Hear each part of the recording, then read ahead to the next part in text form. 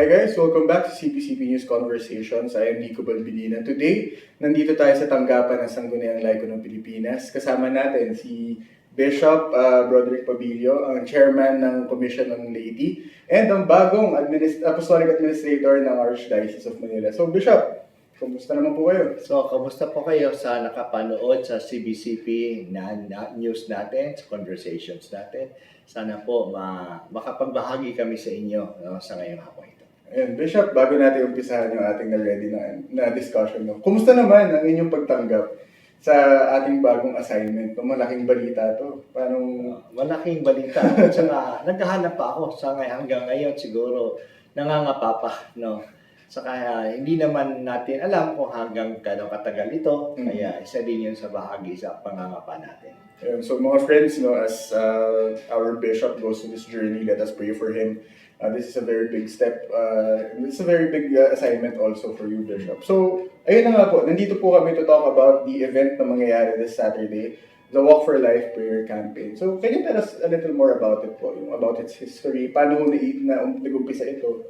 Nag-umpisa ito siguro mga 3 years ago, 2016, 2017 talaga, no? Kasi dahil po sa maraming issues po sa buhay, doon po nagsimula yung AJK, 2016, pagkatapos ng eleksyon, no? Kaya ang mga laiko naghahanap ng paraan, paano ba maipahayag nila ang panindigan sa buhay. Tapos palaging nandiyan yung pagbabanta, isang sinabi about the death penalty, no, na kailangan nang isulong. Pagkatapos din yung mga problema rin sa mga divorce, sa ganon. Katuloy nagkaisa yung mga lay people na magkaroon tayo ng lay movement, no, na ang pumikilos ang lay. Kaya pinangunahan ng Sangguniang Laiko ng Pilipinas, no, ng February ng 2017. At mula noon, ginawa taon-taon na, no, sa February, isang Sabado ng February, kasi ang issue ng buhay naman ay hindi naman pangsamantala lang, ngunit palagi ang paninindigan. No? So yun po, Bishop, nung in-start natin to, ang mission talaga po natin is to spread the word, to get the word out na mga friends, kailangan natin mag-focus sa problem na to. At the same time, it's also a prayer campaign, tama po ba? At the same time, it is prayer, kaya context natin ay prayer. No? Tayo ay nagdadasal, nandun si Mama Mary, nagro-rosary, may banal na misa. At the same time, educational. Kaya may mga nagsasalita, no? May mga nagbibigay ng witnessing. At the same time, is an opportunity para yung mga tao magkaisa. No, with warm bodies, no, manindigan, na marami parang nanindigan dito. Kasi baka sinasabi niyan ay hindi naman issue ng lahat yan, ilan ang interested dyan. Kaya sa pamagitan nito, kumakalat, no, ang balita. At saka may venue sila, no, na magpahayag na kanilang panindigan, lalo na mga lay. Ayun, Bishop, sabi niyo, no, that started around 3 years ago. Ano na po yung mga naging pagbabago mula nung unang beses na isinagawa po itong Walk for Life? Ano po yung ini-expect pa nating changes from the past 2 years hanggang sa today, no, yung mangyayari nga po sa Sabado? So, ito siguro pang-apat na ito, no, na gagawin natin. No, kaya una, na mas marami, mas malawak ang ating maaabot ng mga tao. No? No, at lalong-lalo na yung usually na mga taong hindi pumupunta sa mga rally o hindi nanindigan, yan makuha natin. Kaya ito yung walk, hindi naman ito fun run na kailangan atletika para tumakbo. No? No, ito hindi naman march na parang militante, march. No? Ito yung walk. No? Kaya ang gusto namin makuha sana yung mga families. No, kasama yung mga bata, yung mga kabataan, na parang family outing ba, na ipapakita nila na may purpose naman, no, at nagdadasal sila bilang pamilya. At ito yung simula nung 2 years ago, ikinalat din namin sa ibang mga probinsya para hindi lang mga Maynila ang pupunta rin. Yun po yung next kong tanong, no? Sabi niyo magiging mas malaki. May mga satellite events din na mangyayari. Meron po, no, meron din sa ibang mga probinsya, no, kunyari sa Tarlac, no, sa San Pablo, Dagupan, no, noon sa Palo, sa Cebu, Cagayan de Oro, Balay-Balay. No? So this is a national affair. So on the same day, no, depende kung anong panahon, anong oras gagawin, pero on the same day, at saka yung mga issues, dugtong-dugtong naman yan eh. Siguro sa Mindanao, may mga issues sila siguro na mas malapit sa kanila kaysa sa atin. No, sa Manila, mas malakas yung EJK, no, Tama. kahit yung bibigyan ng halaga. So, pero kailangan tayo talaga manindigan. Ngayon po, Bishop, sino naman po yung mga taong behind the curtains ng Walk for Life? Sino po yung mga nagtutulungan para mangyari to? Kaya nga ang naging driving force dyan ay ang Sangguniang Laiko ng Pilipinas. No, so ibig sabihin, yung mga diocesan councils of the laity, no, at saka yung mga national groups ng laity, no, na kung nasaan man sila, pwede silang panindigan. Ayun po. May listahan na po ba tayo ng mga i-expect natin, guys? Kasi yung isa po sa mga na-attendan kong Walk for Life, nagsalita si Miss Cherry Pepicaccio. It's a very warm, a heartwarming story, no?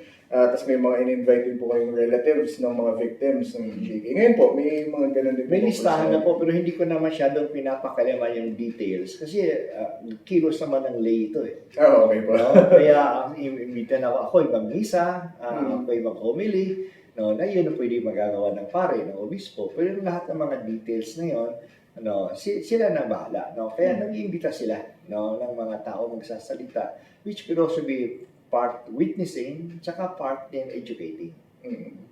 Bishop, so far po, ano na yung effect naman na nagawa ng Walk for Life for the past 3 years, 4 years? Siguro yung effect na parang may hinahanap na ng mga tao. No, yung mga sumasama, nagtatanong, paano yung Walk for Life natin? No, so yan, may naghahanap-hanap na. No, at the same time, pinapalakas din namin ang social media.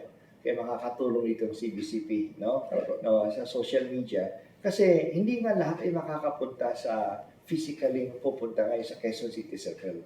No, pero ang iba makakapanood. No, malaking bagay na rin po yan. Malaking bagay niya. Participation. Oo.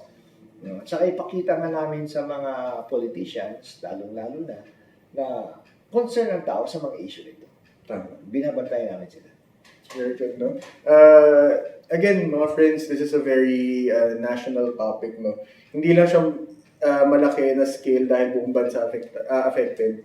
Malaki rin siya in a sense na lahat tayo individually dapat concerned tayo dito kasi it's a conversation about life, no? And there's nothing more holy than giving care about one's well-being.